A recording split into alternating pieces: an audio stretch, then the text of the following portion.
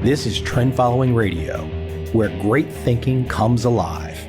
Nobel Prize winners, legendary traders, best-selling authors, and the pros that know what drive us irrational human beings. I am your host, Michael Covel. Not filtered, raw, honest. That's my passion.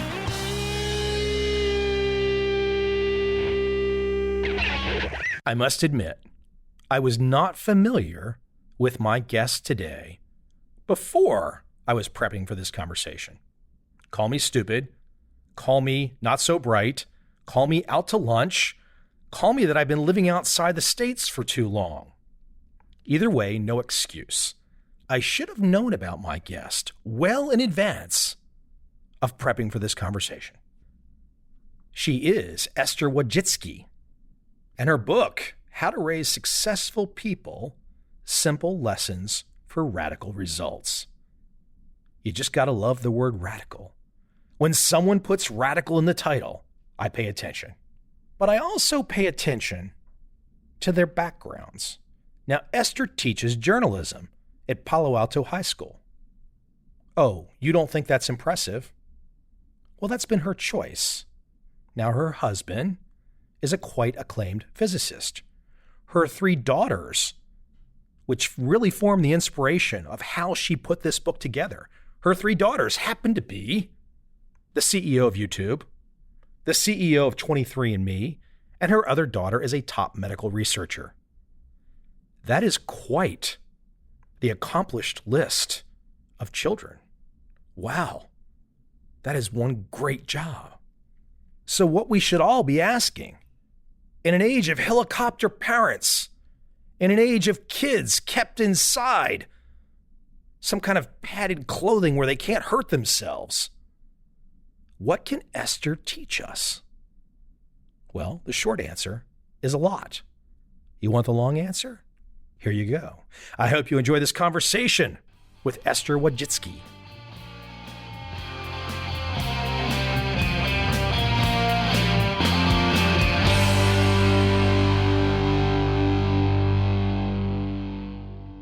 So Esther, I'm thinking journalism. Wow, we could have a conversation today just on that topic. Tear it apart. I'm so curious as I read from afar your background and what you've accomplished at the school and teaching journalism for so long.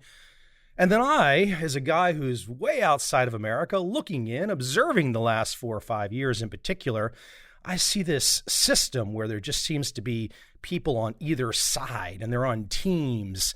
And I start to wonder where the real journalism is. And I see a few people, for example, and I don't know your view on this particular individual, but I see a few people like Glenn Greenwald living down in Brazil, who's generally from the left, but who's been taking on the left. And I see a few people out there that seem to be giving an authentic view without just being on their team. Why don't you speak to me about your views of journalism today and where we stand? If you just think about what's happened in the last 20 years, what we have is a democratization of journalism. Anybody can be a journalist. They can set up a blog, they can set up a podcast, they respond. Just think of all the people that are writing tweets or people that are posting to Facebook. It's everywhere. And a lot of these people, not trained professionally either, have a lot of influence. One of the things that I've been trying to teach in the high school, and actually I think the high school level is the right place for it, is media literacy and media ethics for all kids, because they're going to go out in the world and they're going to do something, I'm sure. I mean, they're doing it every day, all the time.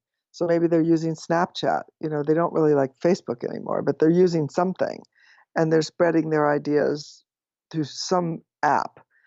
They really need to know what good journalism is, and they need to have a sense of what good ethics are. And it's because, like I said, we have so many people out there doing it. And if you just take a look at YouTube, YouTube gets 1 billion education hits per day, not to mention the million new videos uploaded just for education. That doesn't include the kitty cats, which I'm sure you're familiar with. What about making sure that all kids everywhere have some sort of a standard, some ethics, so that they understand what is good journalism, what's a good source, how to actually source an article? That's where I'm coming from in the high school arena. I have at Palo Alto High School what is today the largest journalism program in the United States. So we have over 700 students taking journalism, and they are publishing either in a newspaper or magazines. We have a lot of different magazines, or they're publishing online. We have websites, television, podcasts. We're actually doing it all because we want to give them training for what is really the age of media. This is 21st century. Let me dive into there a little bit more. All these young people that you're teaching that have a chance to come and learn at your program, but they also look at the nightly news and they can see, like all of us, that it's a pretty divided type place. At least that would be my position, that, okay, I can look at Fox News and they've got one perspective. I can look at CNN, they've got another perspective. How do you compete against that to give young people a perspective on ethics, a perspective on literacy, a perspective on being objective, when the highest reaches of media kind of look like they're defending their teams? These kids are smarter than you think, really smart. I think all kids have sort of built-in little antenna, crap detectors is what I call them. What they are doing, at least in my classes, is they know what's going on the right and what's going on the left. And actually, they just wrote a huge 2-page spread on dealing with the culture of dishonesty here in America. I'd be happy to send you this article. Yeah, I'd love to read it. They really are tired of all this crazy fighting that's happening between the left and the right.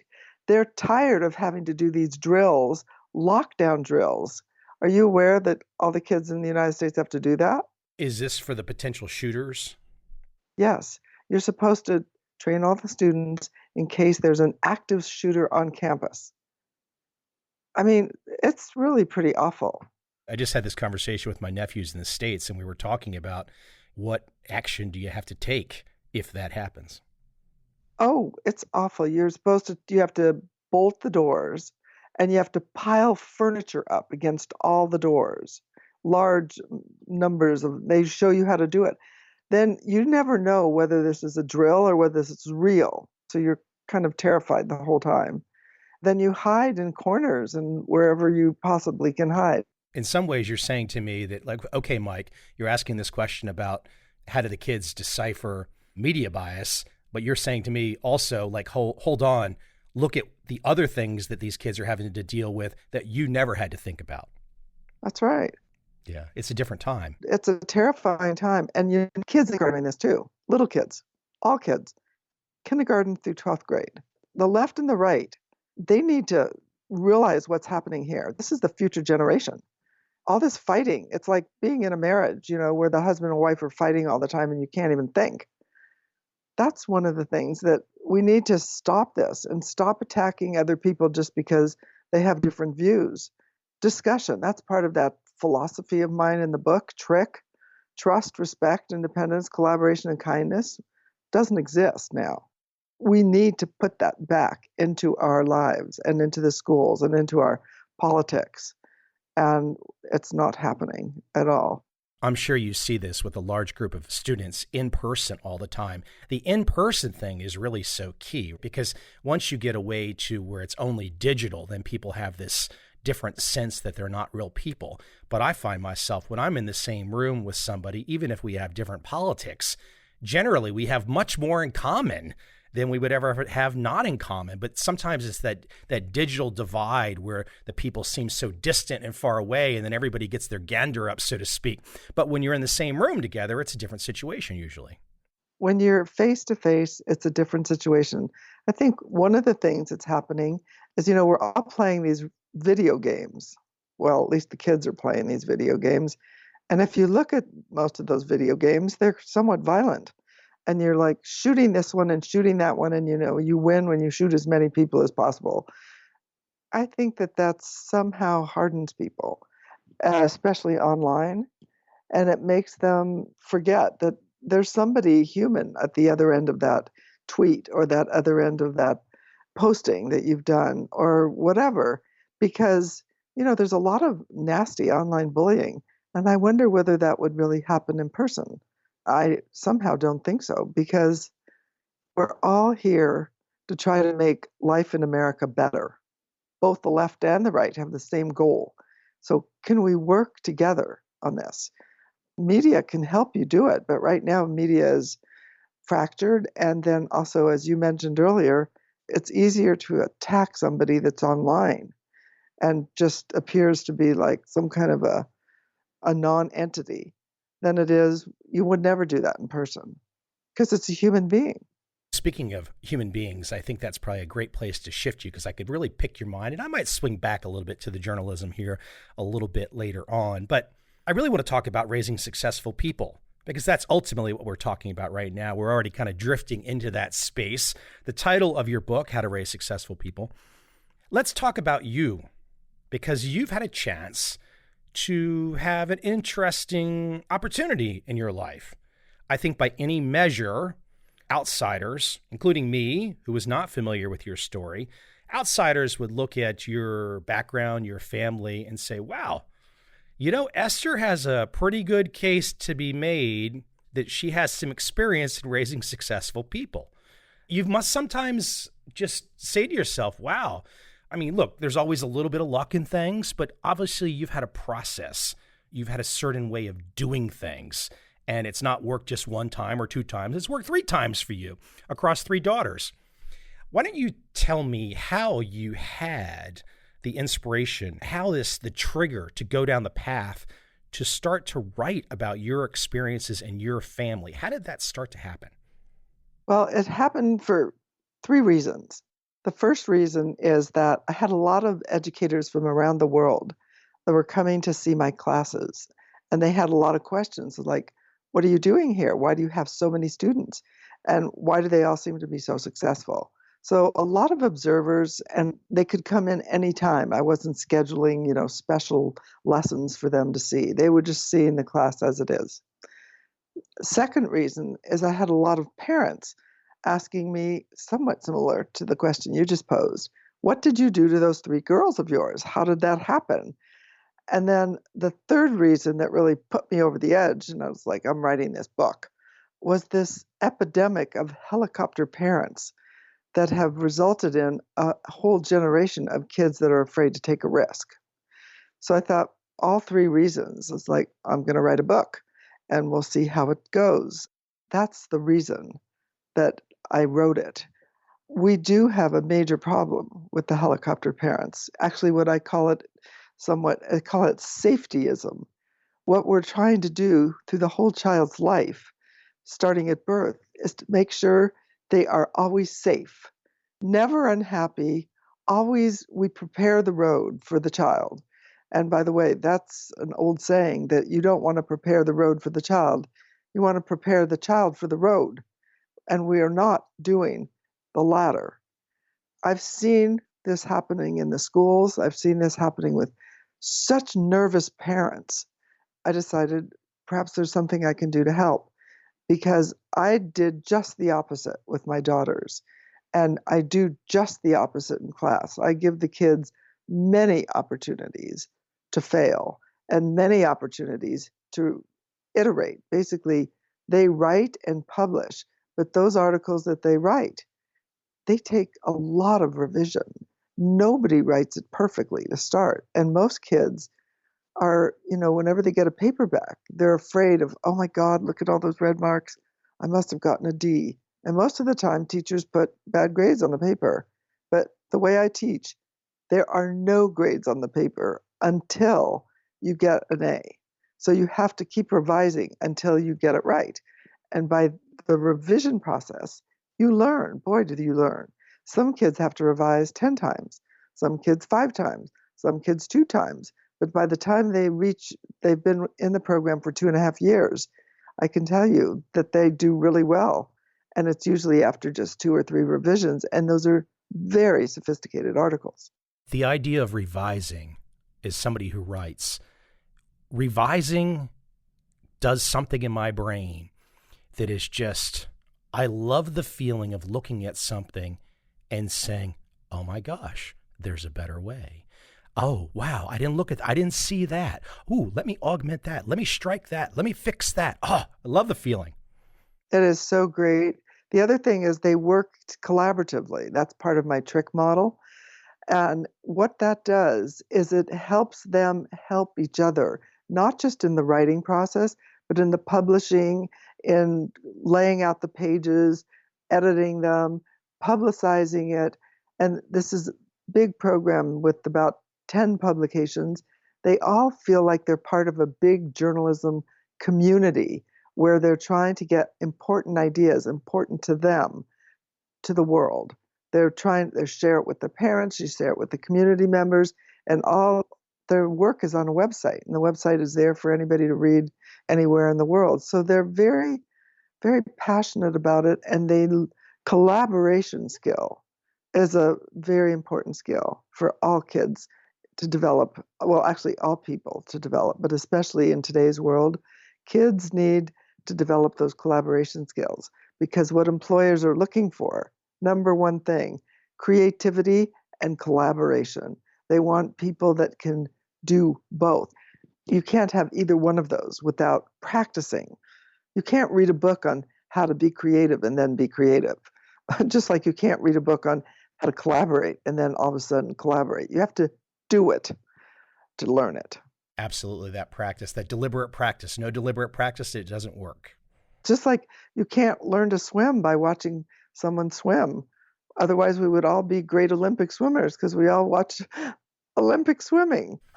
Let me throw something out. So just a big picture overview before we start to dive into some of your content. So I noticed in your foreword, written by your daughters, they made some points about you as a parent and you as a person, how you behaved, how you act. And I just kind of jotted these down.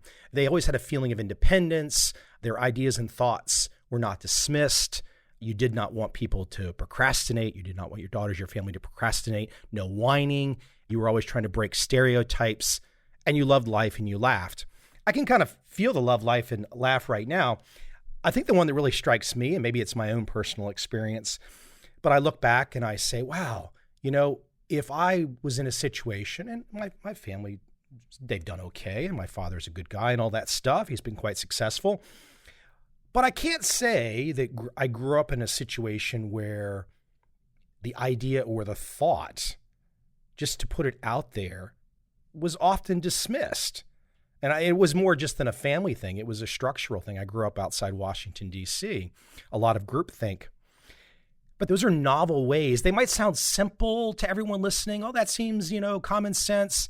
But common sense is often not so common. So why don't you take me back in time? Like, where did you start to put together the idea that you wanted to let go as a parent, to not be that helicopter parent? How did that start to unfold for you? Because you could have easily, I guess, have gone down another path.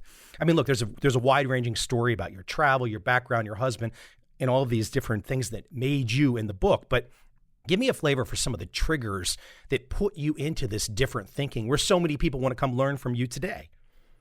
My number one goal for my daughters when they were born was I wanted them to be independent thinkers. So I wonder how many other parents, when their children are born, think that way. But the reason I did that, the story is in my book about the unfortunate tragedy involving my brother David, who was 18 months old at the time.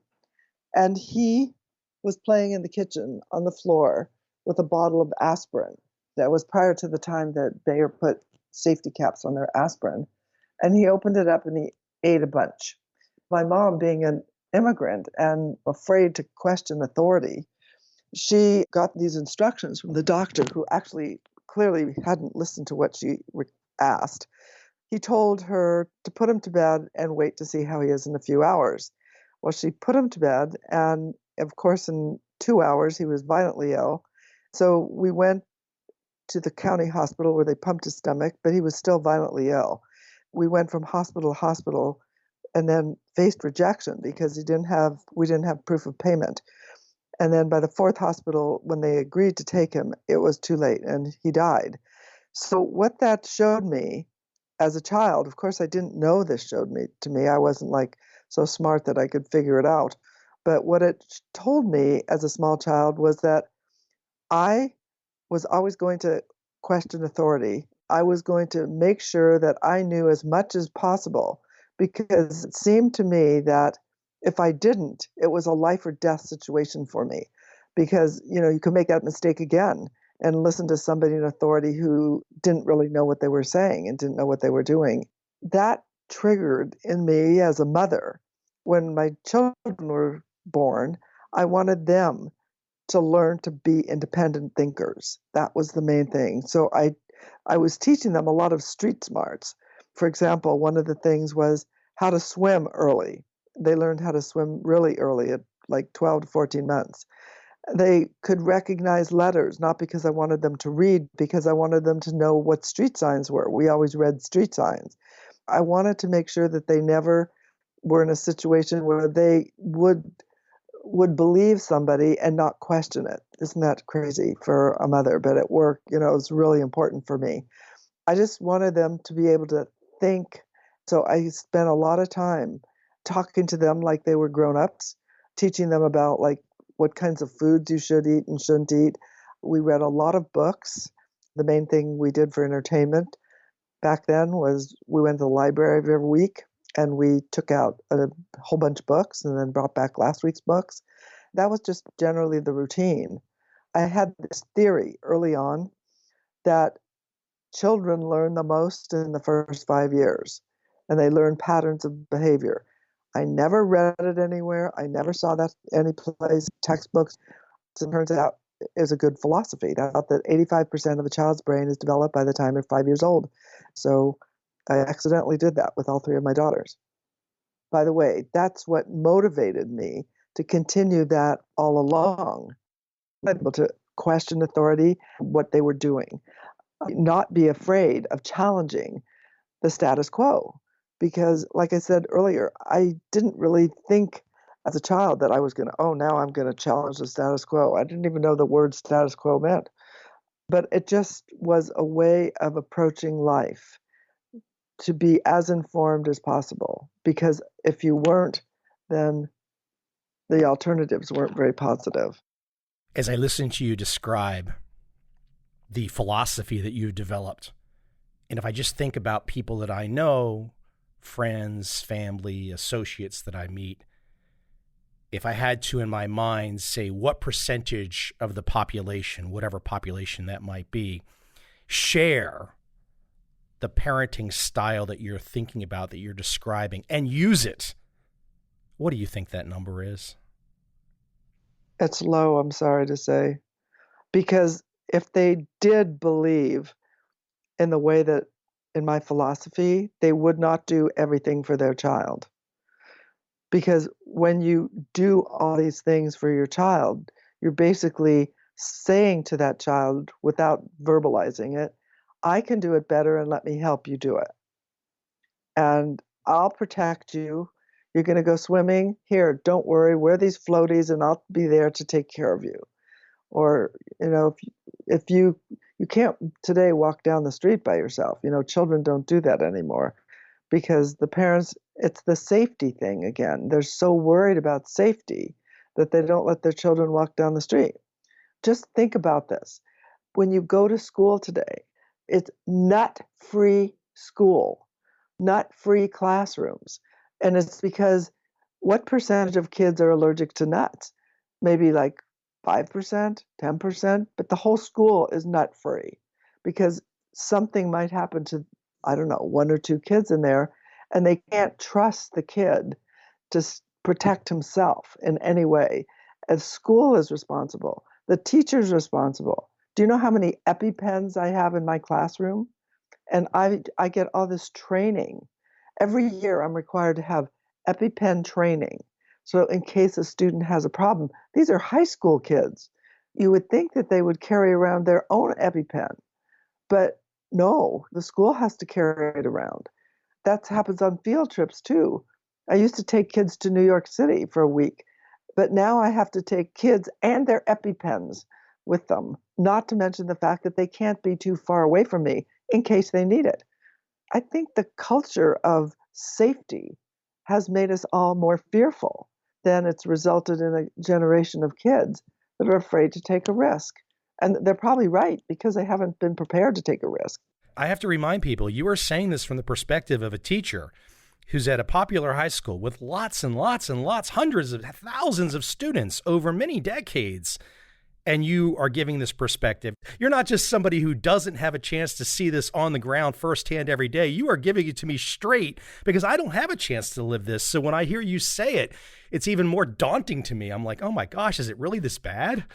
It really is, which is what I try to counterbalance in this program of mine.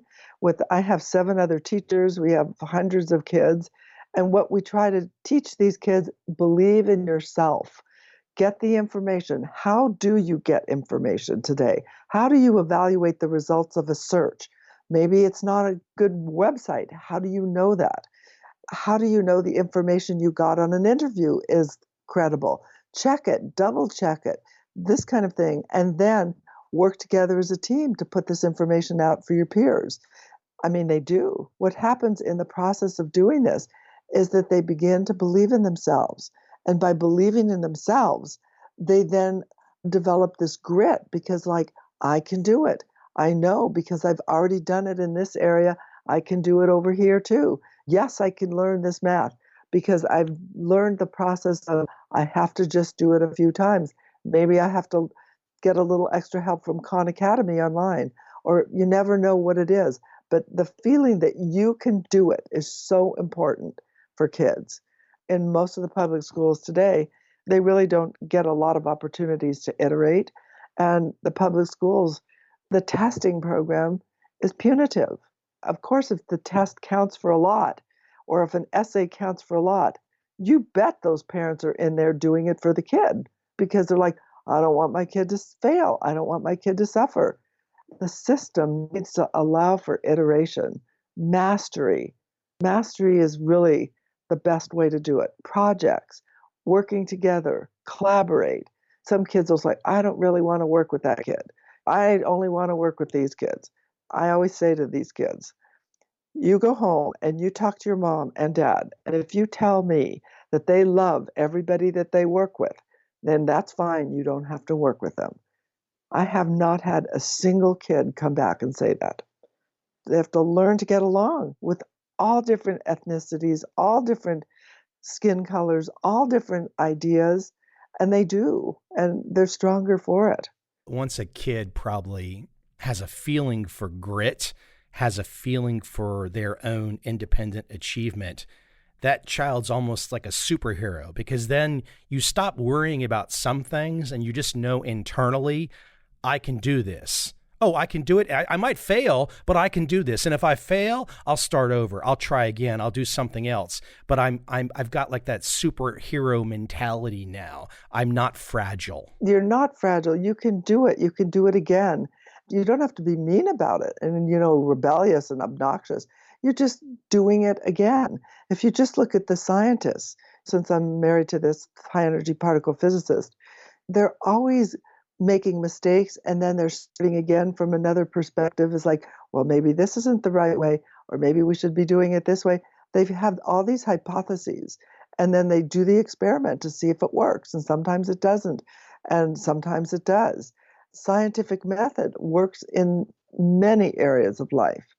And failure is part of learning. If you don't fail, you aren't learning. I don't know anybody that does it right the first time. It's funny, right? When you said scientific method, I was looking at a piece of paper in front of me with the phrase scientific method. It was the next thing to come out of my mouth and you said it. But, skepticism is so huge. And I love being a skeptic, not because I want to cause a problem or anything, because I trust but verify, right? I trust what you say, but are you okay with me verifying it? Because I'm a smart guy. I want to kind of see what's going on. I want to understand. I don't just want to trust. I want to know how things work. We all have the right to know. I mean, that's actually one of the important things in medicine today. You need to be able to to question some of the advice that you get from the doctor. You remember 25, 30 years ago, the doctor was like a king. You could never ask questions. And they were making a lot of mistakes about those mistakes. But hopefully today, people do ask questions. I mean, you have that resource, Google, right? It's called. You can look up a lot of things online and hopefully find out something about yourself. And that was what the basis of my daughter Anne's company, 23andMe. She's like, no one cares more about you than you. Nobody cares more about your DNA than you do. And you want to know what it is so that you can protect yourself. So for example, I had that DNA test early, of course. You know, mothers are always volunteers for things like this. And it turns out that I had a predisposition and still have to diabetes. And I'm thin, tall and thin. You would never guess. No one would ever guess. But it was incredibly helpful for me to know that I had this genetic predisposition, because then I just cut out all the sweets. And then all my problems were under control, because that is the number one problem, eating too much carbohydrate, too many sweets, drinking soda and all that stuff. Forget it. So now I'm a vegetable person. I would be amiss if I did not take a sidebar, if I was not an explorer to go down this particular sidebar. You just mentioned Google, and I think it's a very interesting word for your family. It's an important word for your family. I'm going to let you go where you want to go in a second, but I wanted to add something in my perspective as somebody who put up a website in 1996. So in 1996, if you were putting up a website and you were thinking about search engines, you were thinking about Alta Vista and Excite and Lycos and InfoSeek and Yahoo. There was no Google. There was no Google at all. So what I think is really interesting, and of course, the success is off the charts. It's unimaginable. Your family's had a chance to be right there at a catbird seat and see things that you could probably talk about for hours, but you won't share with me because you can't share with me. But I find it amazing, though, because those guys had to sit there and say, hey, let's start a search engine in the face of 4 or 5 years of all these other people dominating the search space.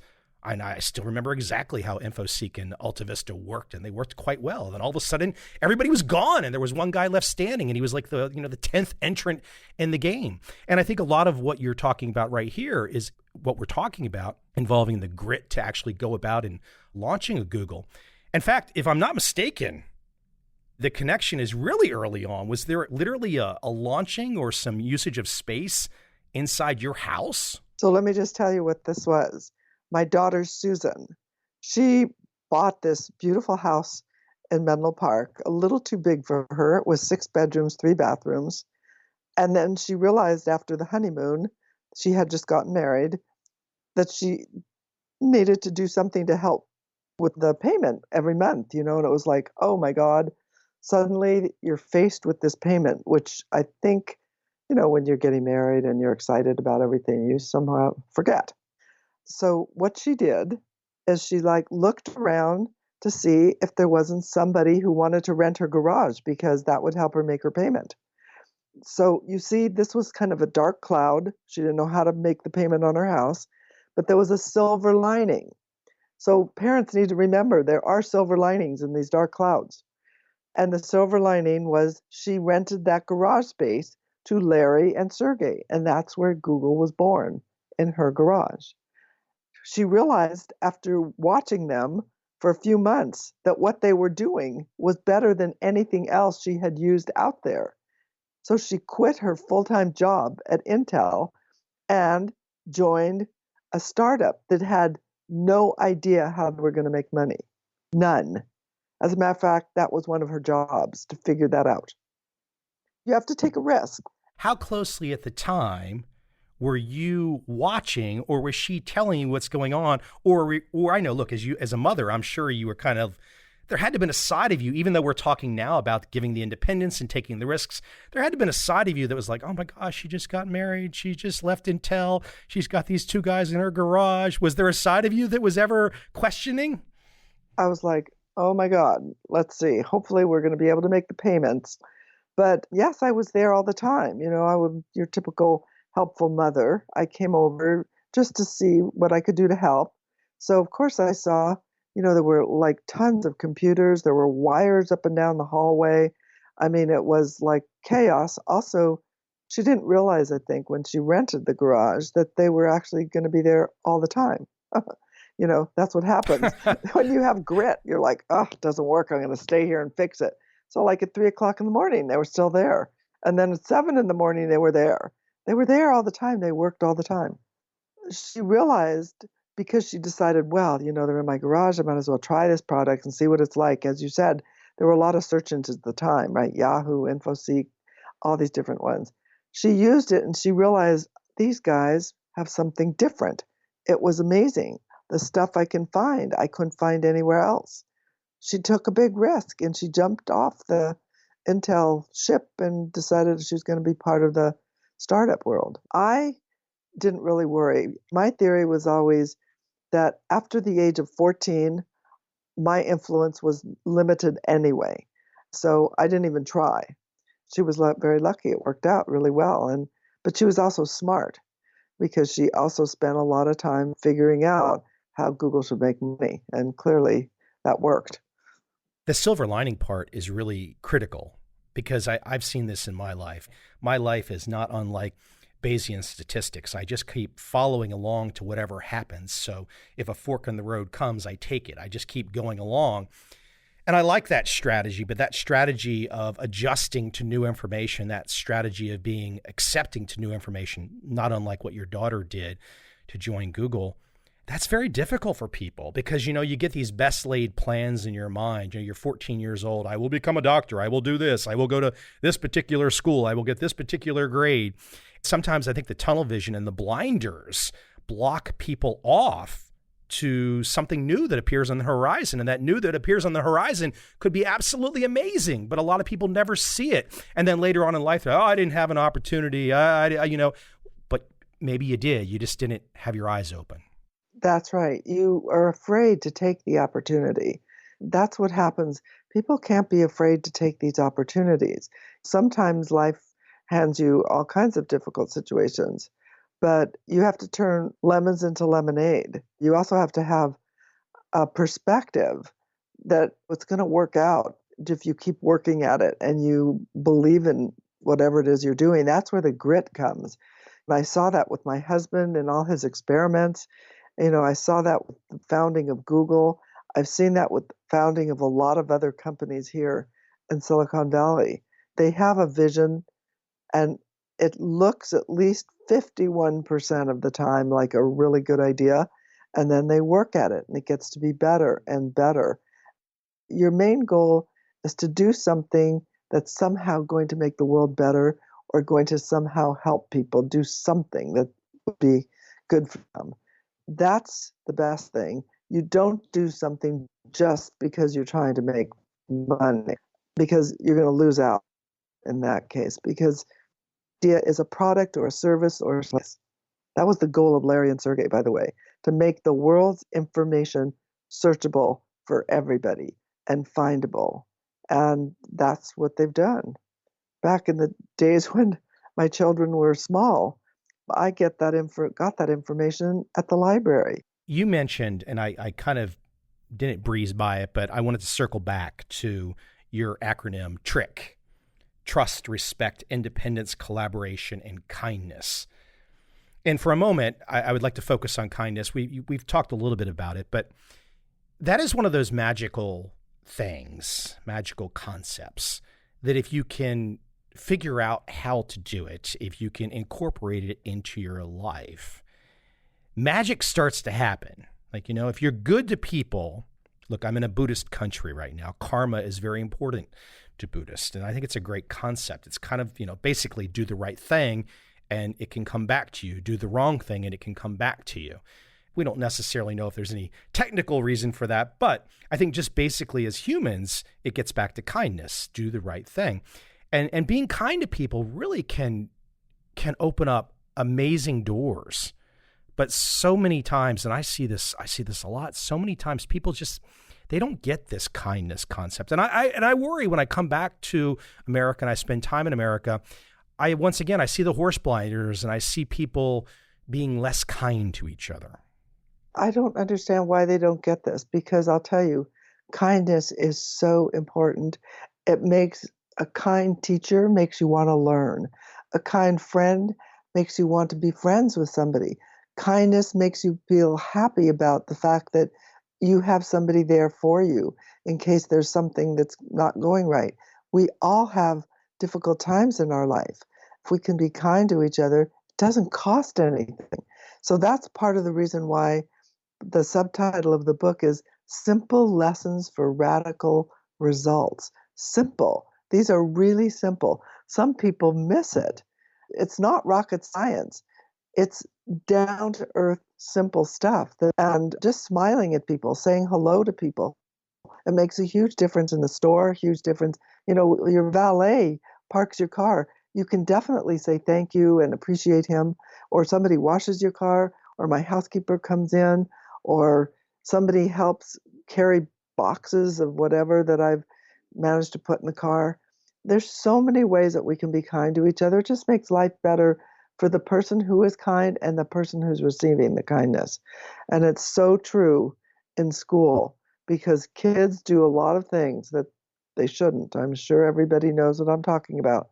Studies show that when you expel a child from school or you suspend them, that results in even worse activity on the part of that child. But if you treat them with kindness and understanding, and you can give them something like community service, or in my case, my students who had problems, they had to write an essay about whatever it was they did.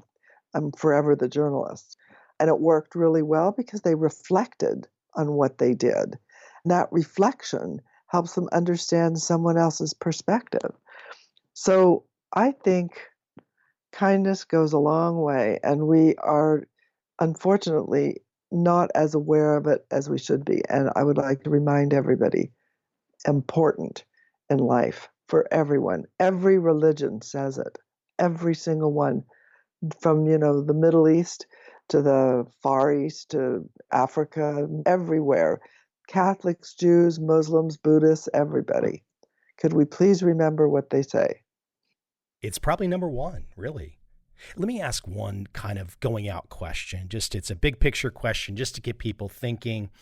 And we've really talked about it over the course of this conversation.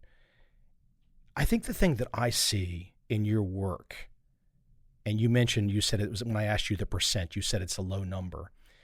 What's so interesting to me is to watch parents repeat their childhood instead of being skeptical. So you see one particular childhood and you say, well, I need to do something different. Let's do it different, which is kind of the way I look at it as well. But I see so many parents that just repeat. Even if it wasn't a good experience, they kind of like latch on to the bad experience and run it over again. And like, I almost wonder if they would just step outside of their body, step out of their system and look down on themselves, and they could just see it's almost cartoonish to just keep repeating the same bad process. They do that over and over. And it's because somehow we parent the way we were parented. We teach the way we were taught, even if we hate it.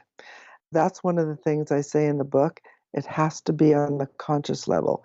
You have consciously to tell yourself that you're going to be a different kind of parent than you experienced when you were a child. You want to improve it. Because if you look at a lot of these people who suffered all kinds of physical abuse or mental abuse in their childhood, they are fighting it as adults. So many people do things. I mean, if you go to the self-help section of the bookstore, it's like how to overcome your childhood. There's something called the Hoffman process that's out here in California. People spend $5,000 for a weekend trying to overcome their childhood. Then you have Tony Robbins, who does that. The number one message from Tony Robbins after you spent thousands of dollars to listen to him is believe in yourself. That's it. Believe in yourself, forgive yourself, love yourself. And these are all things that should have come to you in childhood. But because of our childhood rearing practices, maybe they didn't happen. So people, that's how they solve these problems, and it's hard. So you can be a really effective parent by teaching your kids, treating them with trust and respect, and giving them some independence, allowing them to collaborate with you on a variety of things that you're doing in life, and treat them with kindness. That acronym has all the different components in it. And the last three parts of it tell you how to implement the trust and respect by giving people independence and collaborating, collaborative parenting, instead of banning the phone and then wondering why your kid is so secretive and angry. Maybe you could collaborate with them and say, okay, there's so many hours in the day. You need to do your homework for this. You need to spend so much time playing a sport or so much time sleeping or whatever. How much time do you think should be spent on a phone? What are some of the rules that we should have at our dinners so that we actually talk to each other? So instead of just banning it or confiscating it, talk to them about it and then collaborate on a process of dealing with electronic devices. I think that's one of the number one things parents are dealing with today. You're saying treat children like people because, your title of your book is not How to Raise Successful Children. Your title of your book is How to Raise Successful People. And that's on purpose, obviously.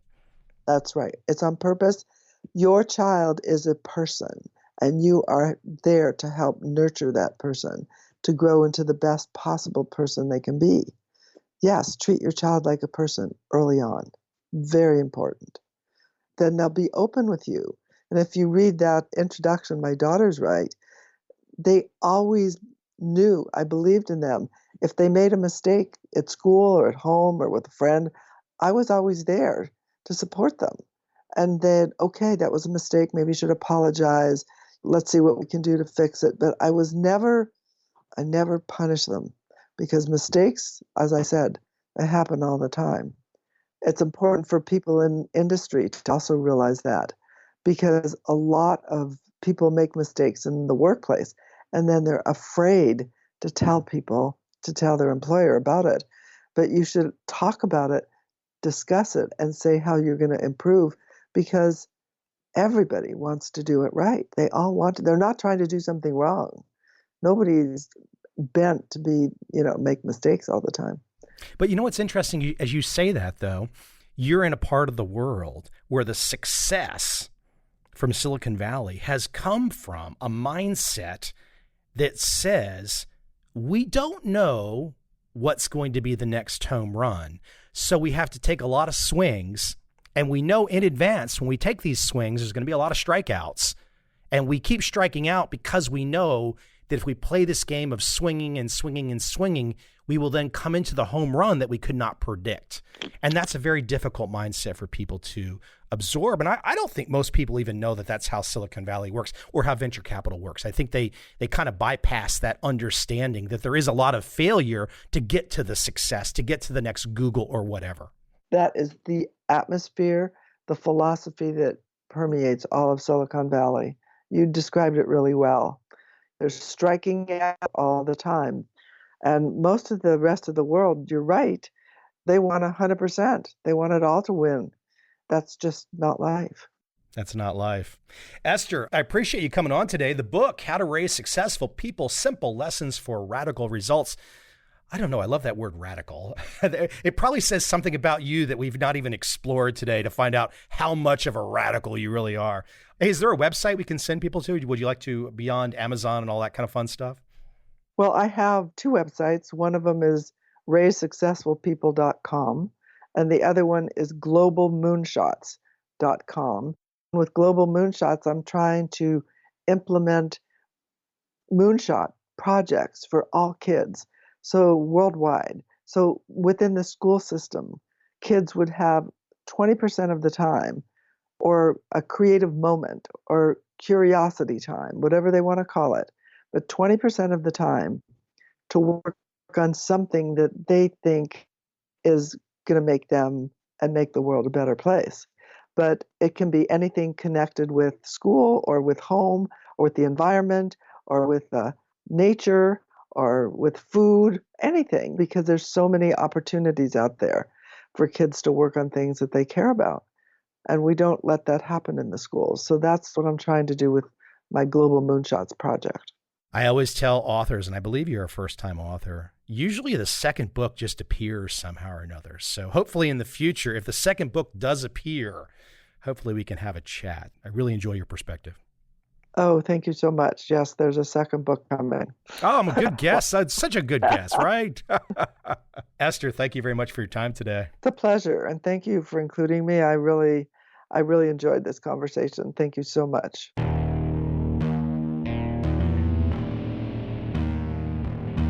I see a time when those awake will understand how to make money in up, down, and surprise markets. Whether new trader or experienced, college student or financial advisor, protecting against a crash or just trying to make a lot of money, trend following offers everyone an answer in uncertain times. To get started immediately, send me an email, michael@covel.com. I will send you the right trend following steps to take along with my free video. But if you want to buy and hold, trust the government and trust Wall Street, this is absolutely not for you.